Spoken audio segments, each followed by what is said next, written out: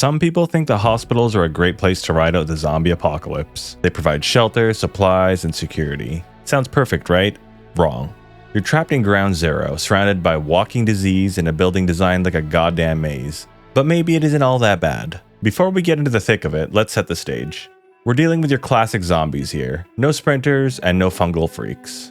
But the virus spreads like wildfire. People go from coughing to cannibal in under 5 minutes. Blink and the guy next to you is trying to chew your face off. As for you, you were already inside the hospital when the outbreak hit. You didn't pick this place as your base, it picked you.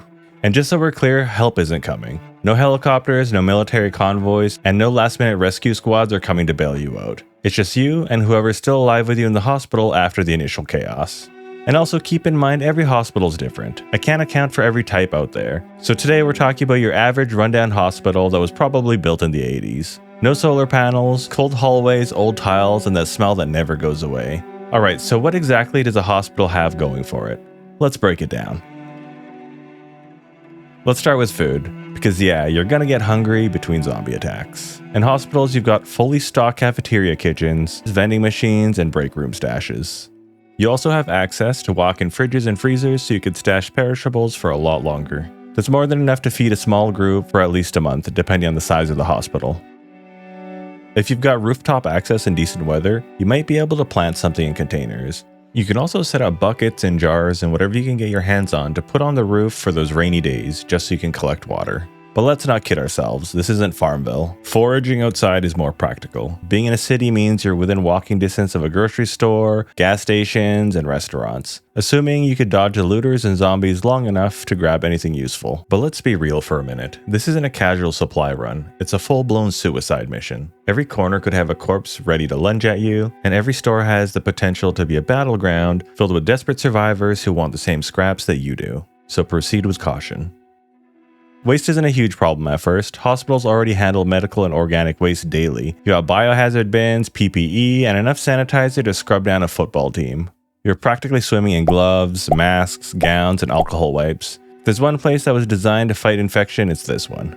Now let's talk about water access. In the early stages, taps should still work. You've got an abundance of sinks and even emergency showers. Items are stored away everywhere too. We're talking IV bags, medical jugs, and sealed containers. Hospitals usually have backup water supplies and emergency plans to keep critical systems running during outages. So even if the main water goes down, they can still provide patient care, sterilize equipment, and keep things like fire sprinklers and HVAC working.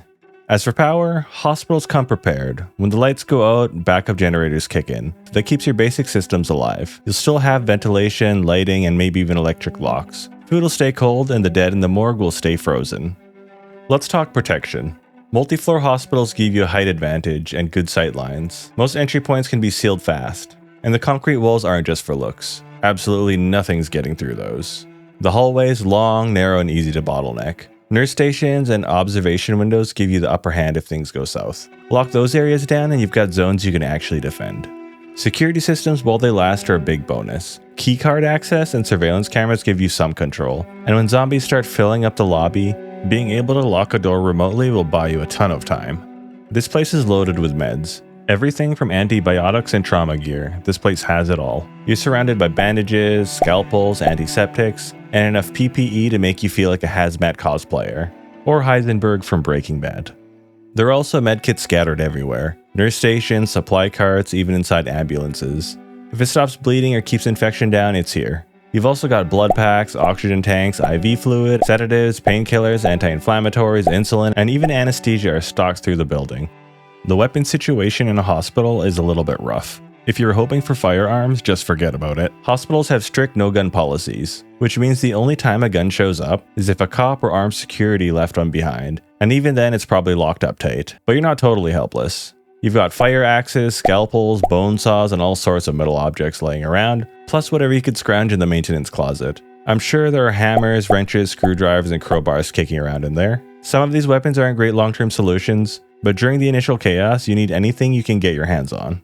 If you're lucky, the ambulances out back still have their keys and their fuel. Those things are mobile bunkers with emergency supplies. There's also a chance there could be a police car outside. If there is, count yourself lucky. During the initial chaos, cops likely responded to calls from the ER or tried to help control the panic. Some of those cruisers probably got left behind. If you find one, check the trunk. There might be a sidearm, a shotgun, or riot gear. If the building gets overrun, you'll want to make a break for one. Now let's move on to the cons and talk about why this place might actually be a death trap. Hospitals are ground zero. In the first wave of infection, this is where most people ran. Every hallway, every room, and every ER bay could have a zombie lurking behind the curtain. They aren't trying to smash through windows or break down the front door, they're already inside. And sound, it betrays you. Everything you do echoes in a hospital. A dropped scalpel might as well be a gunshot. Once the zombies hear it, they'll start shambling in that direction.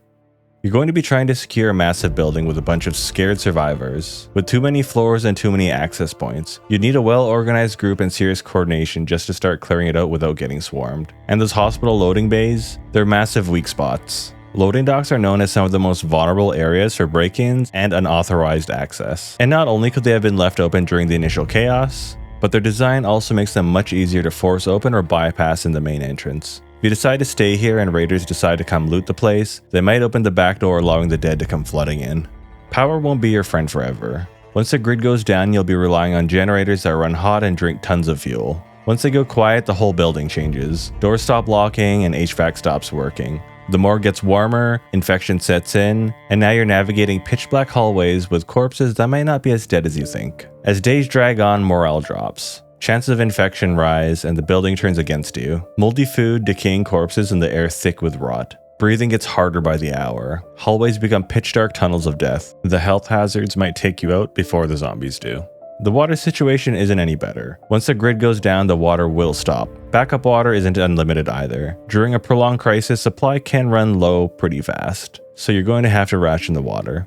As for food, it goes fast too, and I mean real fast. The moment you start rationing snack bars and eating expired pudding cups, the countdown till you have to go outside starts. Here's the thing about hospital food supply. A 200-bed hospital usually stocks about a week's worth of food for patients and staff. If you only have 10 to 20 people who survive the initial chaos, the supplies could last 3 to 4 weeks. There is a bit of a problem though. Most of the food is perishable. Once the power dies, you're left with maybe a third of the supply, just the dry stuff. That means instead of 3 to 4 weeks, 10 to 20 survivors might only get 2 to 3 weeks of rations. Including the vending machine food, you might be able to squeeze a few extra days of sugar-fueled survival. Just don't expect anything resembling nutrition. It's possible you could stretch the food for about a month, but people are almost definitely going to be starving. And sooner or later you're going to have to venture out. This is when things start to get really ugly for you. Every trip outside becomes riskier, especially with the horde growing and the looming threat of raiders following you back and breaking your doors down.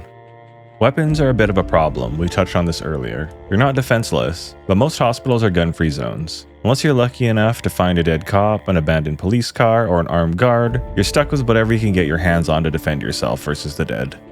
Let's talk about raiders and looters a bit more. We've already touched on it a few times, but if anyone gets shot, stabbed, or sick, guess where they're heading? That's right, your front door. Hospitals are high-value targets. Everyone with a wound infection, broken bone, or bleeding friend is going to come knocking, and they won't be asking nicely. You're sitting on a stockpile of meds, gear, fuel, food, and clean water, which means your hospital might as well have a neon sign that says "Rob me." Basically, once people catch wind that there's loot still in the hospital, you're not going to be just defending against zombies. You're also going to be defending it against raiders. You've got nowhere to run, nowhere to hide, and the one place meant to heal the sick is now actively trying to kill you. You're surrounded by the constant moaning of the dead, echoing through uncleared corridors and brushing against the building from outside. It's an endless haunting sound that seeps into your bones, a chilling reminder that this is your new life. So you're probably wondering what now. You survived the first few weeks, you're still breathing, but the hospital's silence is louder than ever, and every floor feels more like a tomb. Now it's time to answer the question you came here for. Can you really survive in a hospital during a zombie apocalypse? Short term, I'm going to give it a 7 out of 10. If you manage to secure the hospital after shit hit the fan, you've got meds, shelter, electricity, and enough food to ride out the first month. Long term, 3 out of 10. No farming opportunities, no long-term power, and no real way to stop the inevitable. This place eats itself from the inside. It's possible you might be able to grow a few crops on the roof if you've got containers, soil, and time, but let's be real. It's not feeding your entire group, even if you can get it set up. It's a supplement at best. Here's the thing. After 1 month, the generator is dry, food's gone, and every hallway smells like despair. Group tension rises, infection risks skyrocket. After 3 months, the building is dying from the inside out. Zombies are pounding at the doors, and if raiders haven't hit you yet, they're on the way. You're either starving, sick, or already surrounded. Here's my final advice. If you're trapped here, make it work. Fortify, loot, survive. But once the clock runs out, don't get sentimental. This place is in a safe zone. Take what you can and leave before it buries you. Especially if you're in a city, you need to get the hell out of there.